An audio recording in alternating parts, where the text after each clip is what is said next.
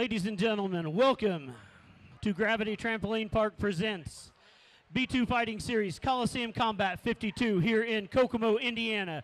We are ready for the first bout on the amateur card, scheduled for three-minute rounds in the lightweight division. Fighting first out of the First Farmers red corner, he is trained in boxing and Brazilian Jiu-Jitsu. Representing Ryan Thomas MMA and Brazilian Jiu-Jitsu, weighing in at 197.7 pounds with a record of 1 win and 2 losses, from Catlin, Illinois, Quynten Doomsday Watson.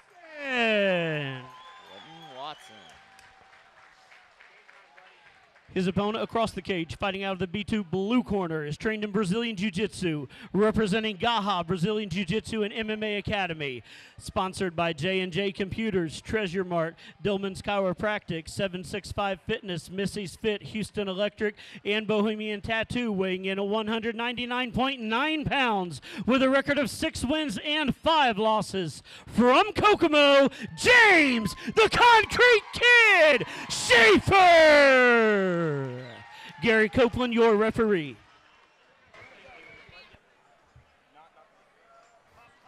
All right. I'm excited for this one to start the night off. Exactly. That's a good first fight. Seems like a lot of time the first fight of the night sets the tone for the entire night. Absolutely. Here we go. Good kick. Shaffer popping the jab. Like you talked about earlier, looks like James is looking to have fun, but he better keep those hands up. Absolutely. Oh. Quynten's coming, throwing Shaffer the fire going, right now. Pressing. Oh. You got to watch his neck there. You know something about those necks there, Chris. My favorite move, but then again, knowing that move, you also have to know the defense for it. Absolutely.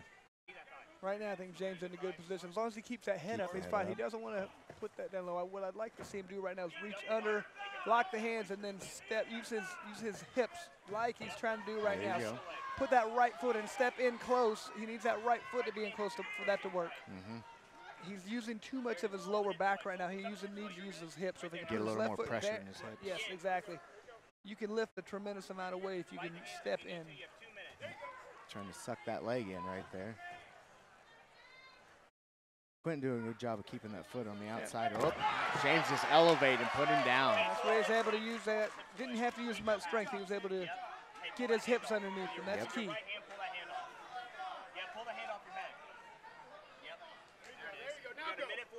Hey, he's trying to stand up. Pull his hips away. Hey, trap the arm. Remember, trap the arm. Coach Herlock instructing him to pull his hips away here, try to suck him out and put him back on the mat. I'm going to say it's a beautiful thing right here in his corner. He's getting great advice from his corner. James got that arm pinned right now, doing some good ground and pound situation. He's got his right, with his right hand, he's holding Quynten's right hand. Can't really see on the camera right now, but he's right in front of us, and he's got Quynten's right arm pinned to the mat behind his back.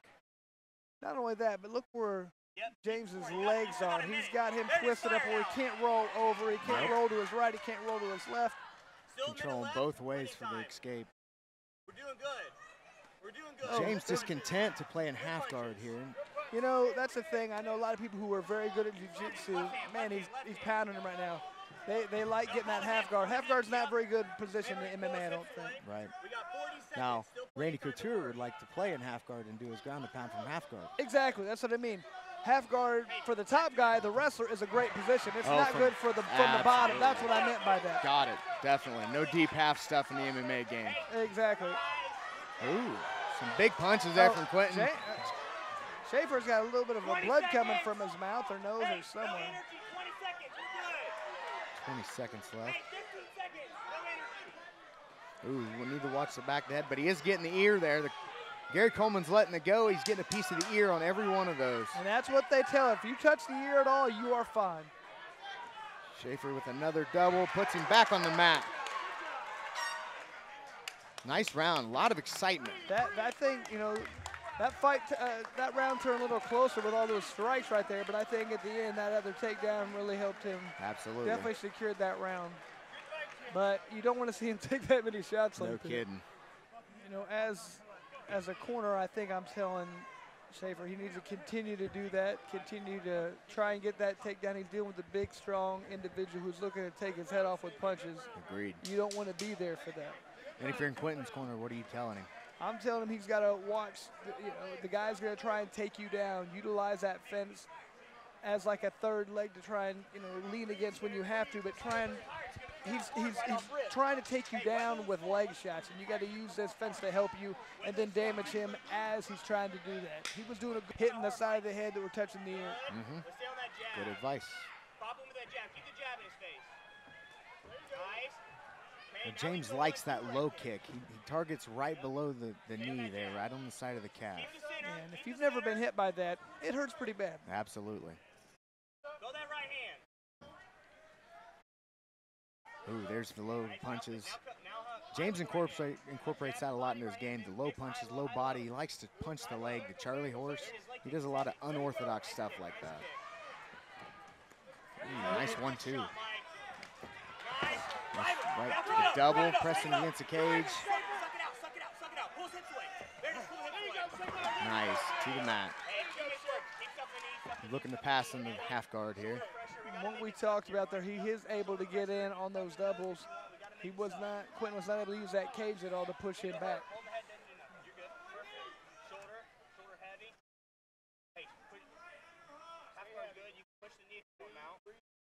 James doing a good job of controlling here, trying to posture up to get some ground and pound active.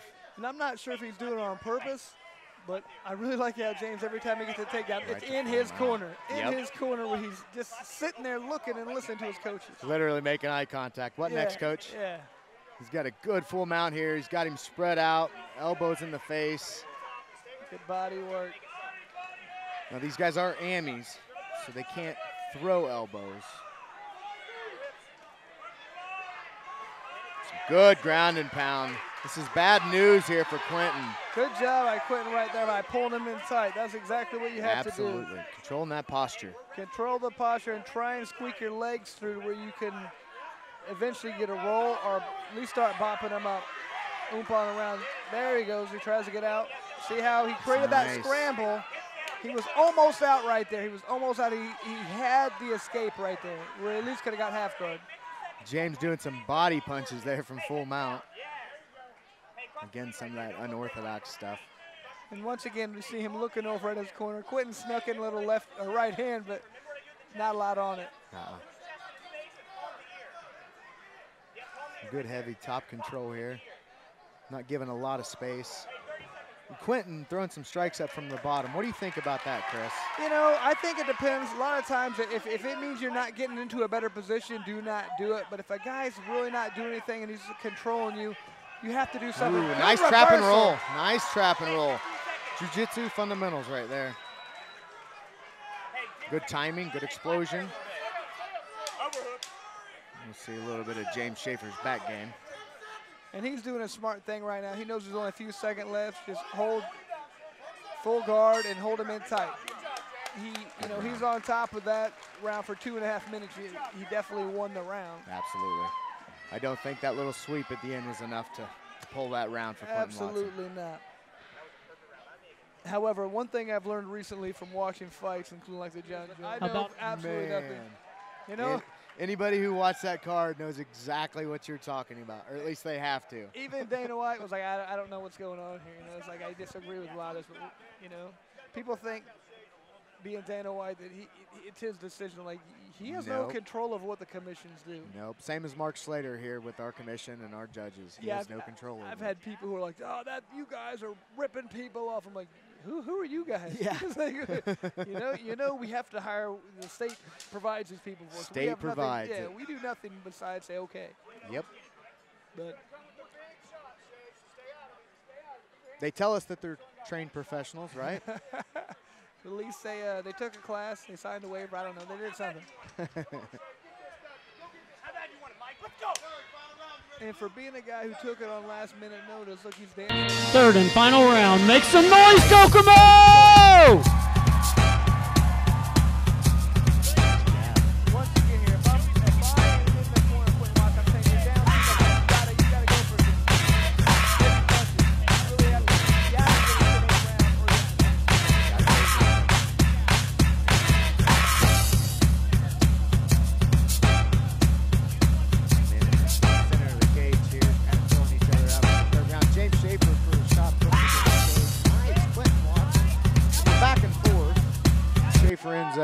see he's trying to work that leg right there.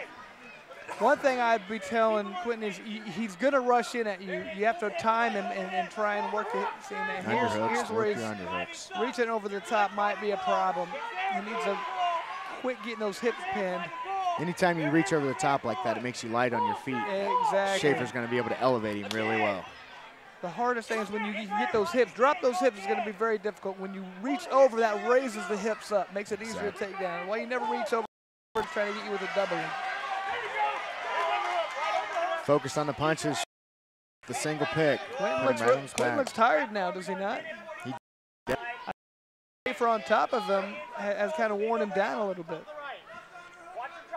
It does wear you down a lot when you got a man who's dominant holding you down. That's exhausting. You're not kidding, especially every time they're punching, you're trying to move. You're in there, those little holding his arm away and pushing. That's like an isometric flex the entire time. Shaffer again here in half guard, working some heavy ground and pound. For some underhooks on the far side, trying to get, maybe getting his back against the cage. Yeah, I think that's what we talked about earlier. As an amateur, your job is to get ready for, and that's one thing. Learn how to use that fence to get yourself up, which he's doing a good job of Absolutely, right now. Shaffer doing exactly what he should, trying to suck the hips away from the cage.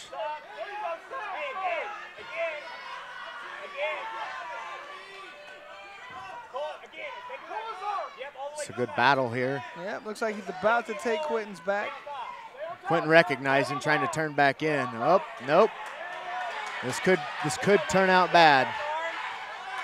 Oh, he recognized and turned in. Good job by Quynten. He needs to watch the triangle here. Shaffer does got a really good triangle.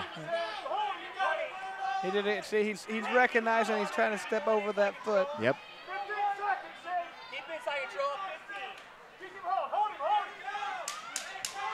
10 seconds left. Quynten wants it, trying to finish big. Is it enough? Was it enough for him to steal the third round? I don't think that it matters with the other two, though, Chris. I concur. I mean, I don't even know if it was enough for him to steal that round, but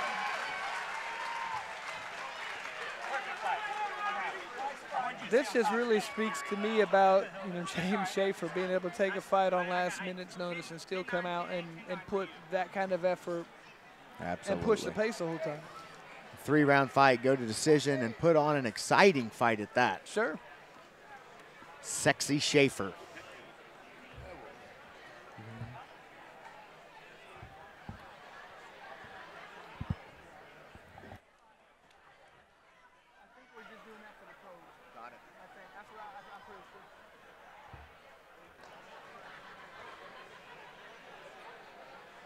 All right, decision here. Judges calculating up the scores. What an exciting way to kick off the night here at Colosseum Combat. 52. 52, unbelievable. That really, we talked about that many times, but that's impressive right there. Being able to put on 50 fights is amazing in this industry. A lot of people put on 1, a lot of people put on 2, 3. After you get to 10, okay, you're doing something real, but 50 is unbelievable. Absolutely. I mean, Mark started way back before the commission, right? Yeah. And he survived the transition to the Indiana State Athletic Commission, which a lot of promotions did not. 100% true. Ladies and gentlemen, with the first bout going the distance, we go to the judges' scorecards for your decision. Judges number 1 and 2 both score the bout 30-27. Judge number 3 scores the bout 29-27. All for your winner by unanimous decision, James, the Concrete Kid, Shaffer.